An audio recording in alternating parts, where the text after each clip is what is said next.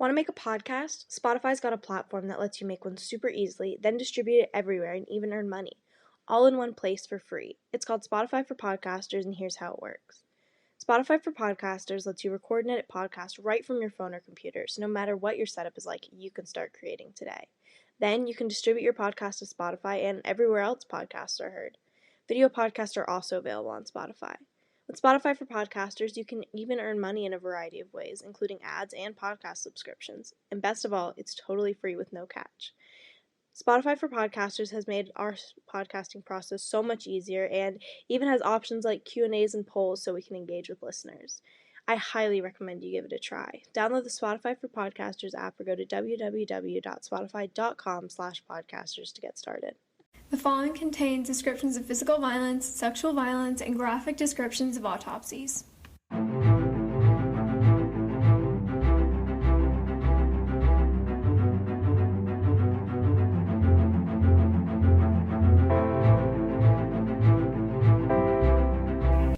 Hey listeners, welcome to episode 37 of TGIC Podcast. I'm Jillian. And I'm Izzy. And because we can't really seem to leave this case in the past, I mean mostly me, but we are covering two murders that could potentially be related to the murder of JonBenet Ramsey. So almost a year ago at this point, we covered the murder of JonBenet Ramsey as our first ever episode, and I just can't stop thinking about it. It's crazy that was a year ago. I know. Just thinking about how much so much stuff has changed, but also, I feel like the JonBenet Ramsey case is just going to be something that's, forever on my mind. I know, and I feel like it's like that for a lot of people, but I feel like I have, a personal connection to it because we did it as our first episode. Exactly, and we live in Georgia. Yeah, and she has ties to Georgia, yeah. Which is kind of nuts. I didn't even know that until, I was, too deep into my research in the first episode already. It is pretty nuts, and apparently, my dad and my uncle lived near her brother. Humble brag. Yeah. That's a weird brag, but it is. It wasn't Burke, it was one of her half-brothers. So, a little bit less cool, but... Anyway, I'm still obsessed with this case, can't get it out of my head, and I was trying to find something to do for this episode, 2 days ago, because procrastination. And I'm looking, and I literally ended up Googling cases similar to JonBenet Ramsey. And, shocker, there isn't one. But this came up, and there's, these two cases that have been, in the headlines a little bit, just about how they could have been potentially connected, and they're kind of trying to trace it, but they're not sure how likely it is. And so you have to take some of this with, a grain of salt, I guess, because, see, I will forever think that it was her mom. Yeah, same with me. But you gotta take this with a grain of salt. These could be connected, but then it has to change your whole theory about the JonBenet case. Exactly. Also, I don't know how you could have made it this far in our podcast without listening to the JonBenet Ramsey episode. But, if you haven't, go listen to that. Or, don't, because it kind of sucks a little bit. So, just a little bit. Just go find some background elsewhere. I mean, it won't be that hard to find a thing about JonBenet literally Ramsey. just read the Wikipedia page and you should be fine. Or you can check our website and look at our source material for that episode. Does anyone go to our website? I want, DM me on Instagram when you listen to this and tell me if you've ever actually looked at our website. Yeah, please do. Am I updating it for no reason, or does it exist for someone? Yeah, because, we like the idea of citing our sources. Well, we should. And we should. We're not getting rid of the website. I'm just curious if people look at it ever. Do people look at it? Is it something that you guys are ooh, I want to know some more information on this case. I'm going to go look at the website. Because I feel I do that for almost every single true crime podcast I listen to. Yeah, I do. Oh, I just Google the people. Yeah, I do that, or I look at their website, at least for Crime Junkie, I used to look at their website. Interesting. Alright, so yeah, we're going to do two related murders, which, again, I haven't even heard of until I recently Googled, little quick Google search. That's how, everything happens on this podcast. It's True. A quick little Google search, and I'm learning new things. Just a Google search away. Yeah.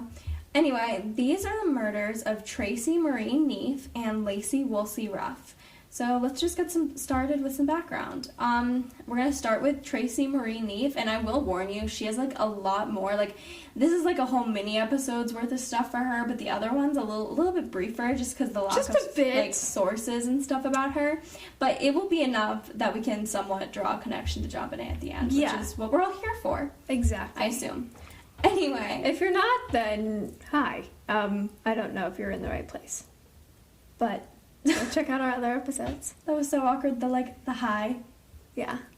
Hi. We gotta stop. This recording after school, I'm getting too spacey. No, literally, I was just sitting in Spanish class 20 minutes ago. No, literally, last year we used to be so committed to this, and not that we are so committed still, because obviously we're here, we're doing it, we love it. But we had so much time. We had so much time to think. There was not so much other stuff on my mind, and we both have things after this and before this, and I barely have time to sleep anymore. No, yeah, same. But true crime and this podcast is my entire world. It's honestly keeping me going. It's never getting left behind because I love it so much. Yeah, we both love it. All right, some background. Tracy Maureen Neef was born in 1977, and she was 7 years old at the time of her death. She was born in and grew up in Thornton, Colorado, and that's kind of near Boulder, but it's close, but it's not there. Okay. So, Boulder was where JonBenet lived. Her parents were Susan and Gary Neef, and she had a younger brother, whose name I could not find, but I believe he was a year or two younger. Okay. She was in first grade and attending a local school called Bertha Hyde Elementary. And unfortunately, this is kind of all the background for her because she was so young, and there was just not a lot of media coverage, or at least not a lot of national media coverage. Mm-hmm. If you don't get national coverage, there's not going to be a lot of background about your victim. Exactly, because there's not going to be many interviews with the parents or people who knew them. And I feel this is kind of true with both of these cases that we're talking about today. Yeah, they were just kind of forgotten about outside where they lived. It was really sad, honestly. Yeah. But you kind of know a little bit about her. She was a 7-year-old girl. She was going to elementary school. She lived in Colorado. Yeah, so I guess that's enough. That's all that we can know about her, which exactly. Is really depressing to think about. That is really depressing. Literally, I had such a depressing time in psychology today because we're talking about those people who have facial blindness. What is that? It's you can't recognize people who you know, and this lady was showed a picture of her daughter, and she couldn't recognize her.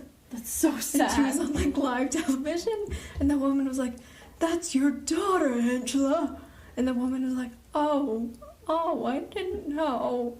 And it was so sad. It was so depressing. Why was that? Okay. This is really throwing me off. Why was that on national television? I don't know. It was on that BBC thing. Oh. I don't do anything in psychology ever except for talk about research methods. Anyway. Yeah. Sorry about that. So sadly, that's all the background there is for her. And as sad as that is, now we're going to talk about her death, so that's even more sad. Yeah. Alright, so on March 16th of 1984, it was 8:16 a.m., Tracy's mom, Susan, drops her off at school and watches her walk through the gate towards the school building. However, Tracy never actually makes it to the front doors, which is something that people would not know for hours. And it's actually assumed that Tracy was locked outside of the building because they were about 10 minutes late that morning. Kyron Horman who? Yeah. Well, he made it in the building. True. She was late to school, and I guess, I don't know if there was just a lack of protocol for if you were late to school, or if maybe she couldn't find out where the front office was or something. Oh my god, that's so sad. But she was I imagine she was trying to find a door that was if she went through a side door usually that was closer to her class, but then it was locked, and she's trying to find a door that's open. And someone could have just snatched her. Exactly. And her mom wouldn't have thought too much of it. She was running 10 minutes late. What could possibly go wrong? Yeah, I would expect teachers to still be right? outdoors. You'd think. So yeah, it's really sad. She was just, the theory is that she was basically snatched right after her mom dropped her off and in between being in school. So 2 places she was supposed to be safe. Ugh. Yeah. At 2:45 p.m., Susan Neef waits outside for her daughter after school. And, obviously she's not coming, but she doesn't know that. Oh my god. And after waiting a bit, she decides to drive back home to see if Tracy had walked home. I mean, this seems a little off to me because, if she had to drive home, would Tracy have actually been able to walk home? Yeah, exactly. Distance? And also, she was 7. Okay, what the hell? So, even if it was, a short distance, if it wasn't right next door, I'm not letting a 7-year-old walk home. I wasn't allowed to walk home until middle school, And also, another thing I found kind of weird is that her mom, like, let her just, like, walk into the school by herself. Oh, I think that's a little off. There was a couple stories that, like, not that I find her mom to be incriminating in any way, shape, or form, but there were a couple things that made her seem, like, a little bit, like negligent? Not negligent, just she was a little bit more, like, loosey-goosey with her parenting. Yeah. Like, there was this one story that I read when I was doing research. It didn't seem too relevant, so I actually didn't put it in here, but I did read about it. But basically, a few weeks before her disappearance, after school, Tracy had asked to borrow her teacher's phone because she was waiting for her mom to pick her up and she never showed up. So she called her dad, like, crying because her mom had, like, forgotten to come pick her up from school. Oh, my God. So I don't get the impression that, like, Susan was necessarily, like, a mean or, like, I don't think she was, like, mean or anything. I don't think there was any issues. I get the impression she was a little bit spacey. Yeah, I get that. So maybe that's why she didn't necessarily walk her into the door. She was like, oh, it's fine, she'll make it. Yeah. Which kind of is really sad if you think about it, because she didn't think anything was going to go wrong. Yeah. Anyway, she drove home. Tracy wasn't home when she arrived. She went back to the school to talk to Tracy's teacher and learned that Tracy actually had been in school all day. But, like, what the fuck? Why did no one call home? No, literally, like, even when I call into school sick, or when I called in school sick, like, in the past, like, my parents would still get a call. Yeah, you could send an email to, like, all your teachers and administrators and stuff, and they will still call you, like, if you are not there within 5 minutes of school starting. That doesn't... Or if you have, like, a doctor's appointment in the morning, I've been at the doctor's office and, like, gotten, like, the robocall on my parents' phone that I wasn't in school, and they're like, yeah, no duh. But, like, you're supposed to. That's, like, protocol. Yeah. Why was that not protocol? Like, that's concerning that she wasn't there all day and no one thought to say anything. I know, or, like... Yeah, that's really weird. Anyway, Tracy's parents then spent the rest of the afternoon driving around looking for their daughter, and they even called 911 to report her missing. Like, they were wasting no time. Mm-hmm. At 4:45 p.m., a couple discovered Tracy's body located in the foothills of the Rocky Mountains just outside of Boulder, Colorado, a.k.a. future home of JonBenet. She was lying on her stomach with her knees bent and her hands on her stomach. Oh my God. Which sounds like really morbid and like... Yeah, well, like obviously placed. It's morbid because she's dead, but she sounds placed. Yeah. So that's really dark. Her school supplies were scattered around her. She had a scratch on her right cheek and one above her left eye. And she had ligature marks on both hands like they'd been tied with a rope at some point, but they were no longer tied. Oh my God. And 2 hairs were actually found on her, but the evidence was lost before they could test it. Okay, how the fuck does that happen? The fact that I hear so much about evidence getting lost is insane. Like, there's a chain of custody, isn't there? I don't understand how that happens. How do you lose it? I understand that they're like 2 pieces of hair, but shouldn't they be in like a Ziploc bag in like a box? Yeah. And, like, there's like in another box. Like, and it should all be like this is kept a track murder of a baby child. Yeah, exactly. Like, why is the evidence lost? Ugh. I don't know how that happens. Why does that happen often? If it happens so often, shouldn't there be a solution? Literally. Like, I feel like there's so many rules to prevent that from happening, yet it constantly happens. It's so weird. Like, how does that happen? Anyway, her cause of death was ultimately ruled as asphyxiation, so she was most likely choked to death, but it wasn't, like, overly proven. I don't know how to describe that. It was, like... Yeah.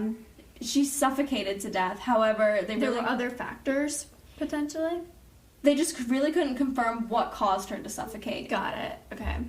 Yeah, so there's mixed reports about whether or not she was sexually assaulted as well, and it's suspected that she was actually molested, but, like, because she was fully clothed, it's suspected that she really wasn't raped, which is good in a way, except the fact that she did end up dead, so, like, I don't really know how much, like... Yeah, how... you can take for that, but it actually seemed like her death was most likely premature, like her killer wanted to keep her alive longer, maybe in captivity or something, but accidentally hurt her or just accidentally killed her. Oh.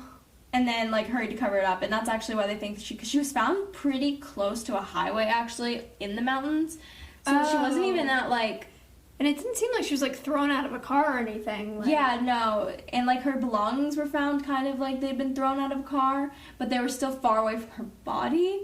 So it almost seems like this dude, like, took her and then, like, killed her and then just kind of, like, found a spot for her and didn't even bother to bury her and then, like, threw a shit out of his car window as he was driving away. Yeah, so it did kind of seem like an accident. I mean, like, like, it wasn't premeditated in that way. He was definitely, like, a kidnapper, but the murder was, like, you know, like, rushed, at least. Mm-hmm. Maybe not an accident, but rushed. Yeah. And so, for suspects and theories, there's not a whole lot. So, police quickly ruled out school staff as suspects, just, I guess, I also don't know how if they had no DNA, but, you know. Yeah. I guess if they were all accounted Teaching for a at class. school, yeah. There was no DNA because they lost it, so it was really difficult to find other suspects. Obviously. But a man named Aaron Schonlau, that's how I'm going to say his name, Schonlau, was a brief suspect because he was in the area and later convicted of sexually assaulting a minor, but the theory really didn't pan out too much. Mm. And there was also this rumor that Aaron had a relative who had actually committed the crime himself. And I don't know if that speaks to the sexually assaulting a minor he was guilty of, or if he was guilty of this murder. I don't really know what that means, but I guess if he was guilty of sexual assault, then he's the suspect, not Aaron. I don't really know. It's all very, like, not even a suspect. He's just, like, a random name thrown around. But to this day, Tracy's murder case is still open and has no official suspects. That's just so sad. I mean, like, it is. And that case is just so morbid, too. It is. I don't know. Okay, I'm going to talk about, I think it's Alicia or Alicia. How do you think you pronounce that? I think Alicia. Okay. Alicia Lacey Woolsey Ruff. Tongue twister right there. So I really could not get that much information on her because, first off, her case is pretty much solved, and also, like, someone is in jail for it, and also, like, I honestly don't know why there was no coverage on this, but I think because she's Hawaiian. Yeah. I think there was a little bit of a lapse in coverage. Yeah, that makes sense. So Lacey was from Kauai, Hawaii. I think it's like Kauai. Actually, let me look that up before I, like, make a fool out of myself.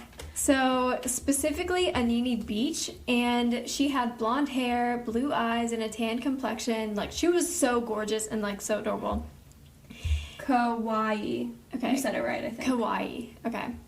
And she was 4 years old on July 27th of 1993, and when she wandered off from her home, which was a tent on Anini Beach, following the catastrophic hurricane Aniki that happened the year before that destroyed their family home. Aww. Which is really sad, and I think she was actually, like, at this point, there might have been a lot of people, like, camping on the beach because they had been, like, displaced because of the hurricane. Really sad. So, yeah, and she basically had wandered off, and she was only 4 years old. And there was, like, an immediate search party that was made, and it consisted of the police and community members along with, like, her family. And the following morning, she was actually found by a firefighter underwater, and her father named Timothy Woolsey swam out and got her. So she was actually about 40 feet underwater, which is, like, I'm kind of shocked how the firefighter was able to see her that far. That's nuts. I thought they had to, like, dredge the water for that. Yeah, no, me too. Or, like, have, like, a helicopter or something. Yeah, so I'm, like, and that was, like, that was how it was described in every single source I saw. Like, it was never like, oh, they saw it from overhead. 40 feet down? Like, no, like, I have no, like, 40 feet is deep. Like, that's really deep. Like, I don't understand how he saw her. I can't even conceptualize how deep that is. That's really far in the ocean. It's really, really far. And so that's just kind of weird, and there's never really a clear explanation for that. And the autopsy, so they got her out from the water, and the autopsy showed that Lacey had actually been violently sexually assaulted, and she was drowned in the water. Oh. Yeah, which is just, it's horrible. She was 4. I must say, though, I wonder if it's possible that she was sexually assaulted, and then maybe while she was trying to escape, she ended up in the water, and she just was 4, so she couldn't swim. Yeah. But she also lived in Hawaii, so you think she might have been able to swim by then. You never know. How old were you when you were able to swim? I've never really been able to swim very well. But also, like, doesn't Hawaii have, like, really big fucking waves? Like, I mean, yeah, but I still think it's possible if she was 4. I mean, true, she might have not been the strongest swimmer. Like, yeah. Yeah, so that's just really sad, and, like, there was, like, no information on this case, like, whatsoever. There's actually more information on suspects and theories, and doing something kind of like, funny. I was like, oh my god, there's so many, like, similarities between these cases, because it's Lacey and Tracy, and then the only, like, kind of suspect in yours was Aaron Shunlao, and that's the same guy who's the suspect in this one. You just said the name so much differently than I did, and it makes so much more sense the way you said it. How did you say it? I don't even. I think I said like Sean Luau or something. Sean Lau. I honestly have no idea. You said it way more correctly, I think. Yeah, I don't really know. I feel like our pronunciation is so liquid. Fluid. Liquid? What? Not liquid. Fluid. Sorry. I really struggle with pronunciation of things. No, I do too. Like, I was literally, when we were walking back from school, I was literally like, I could not say asphyxiation to save my life. Oh, I can't do it. I, like, can't spell it. I can barely say it. It's terrible. Yeah, like, without spell check, I'd be screwed. If we ever have to read anything out loud in class, I, like, stumble over my words so badly. I've, like, recently developed, like, not like a stutter, but I've, like, started stuttering a little bit when I talk in, like, in front of my class. Mm-hmm. And I don't know why. It's not because I'm, like, embarrassed. It's just, like, I accidentally, like, stutter over my words. Yeah, I don't know. I feel like I have that too, and I feel like, I'm literally, I have to reread everything so many times. If I know, like, specifically what part I'm supposed to read, Yeah, exactly. then I reread over it a few times, but it still doesn't help. Anyways, the Shunlao brothers, Todd and Aaron, had just moved to Kauai around a week prior to Lacey's sexual assault and murder. And Aaron had been previously in juvie for a sexual assault that he had committed when he was a minor, which is like, ugh. Mm-hmm. And when Timothy actually called the police to alert them that he had found the body of his daughter, Todd called soon after, claiming that his brother was responsible for the abduction, rape, and murder of 4-year-old Lacey. Okay. Which is like, okay. So Aaron was arrested and later convicted of all crimes and sentenced to life in prison. And he's still in prison today. However, it's believed that the true murderer is actually Todd, and that he reported his brother to the police to draw attention away from himself. Okay, but, like, A, that draws attention towards him, and Yeah. B, like, what, do you think the police are just taking his word for it? Exactly. Like, there's so much stuff wrong, and actually, like, the investigation that put Aaron in jail was so poorly done and unconstitutional that it's been, like, covered up by cops for years in order to save their asses. So, seriously, it just sounds like he, like, called and he was like, hey, yo, my brother did this. Yeah, check him out. literally. And they were like, yo, Yeah. thanks for the tip, and just, like, arrested Just, like, him. prosecuted him. Like, I literally think that there was, like, no substantial evidence against this dude, and it was all, like, circumstantial. And, like, another controversial thing that I came upon is that apparently the woman who Aaron went to juvie for sexually assaulting, like, came forward and said that it wasn't actually Aaron, and that it was another person in the family. So this kid just went to juvie for something he didn't do. And so, like, he totally could be innocent, but, like, all this, Yeah. like, stuff is, like, oh, that's so weird. And there are, like, many other factors that could have that have gone into the investigation and that have discredited the trial and the claim that Aaron was responsible. So this shows that, like, the actual culprit could be connected to JonBenet and the, like, Tracy murder cases. Yeah, because Aaron was previously in Colorado, and so was his family, I think. Exactly. And, like, this whole family could just be batshit crazy. Yeah.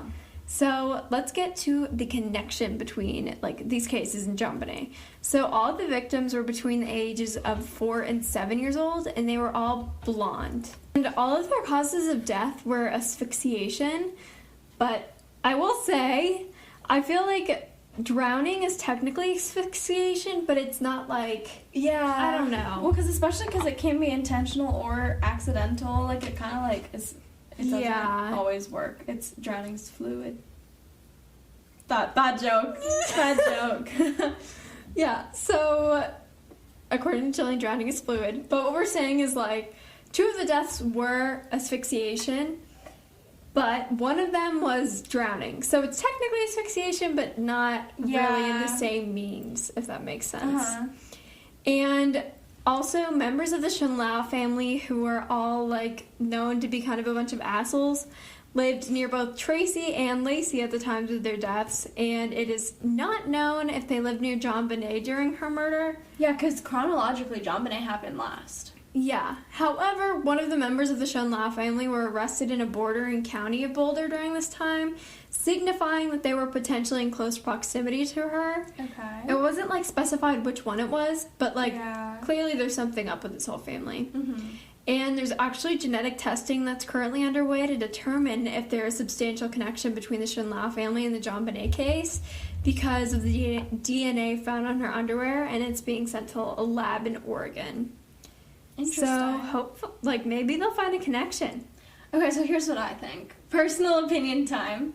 Basically, I'm thinking it's a 2 out of 3 scenario. Mm-hmm. Either we're taking that Tracy and Lacey were committed by Aaron or someone in his family, Mm-hmm. and I could see that. They're both living near each other. Yeah. They're similar enough cases. I could see that. Okay, I could buy that. Mm-hmm. Or I could buy it being Tracy and JonBenet because they both were in Colorado. They looked similar. Exactly. It's kind of like this similar situation where they were alone for a very brief amount of time. Like, neither of them really wandered off. Mm-hmm.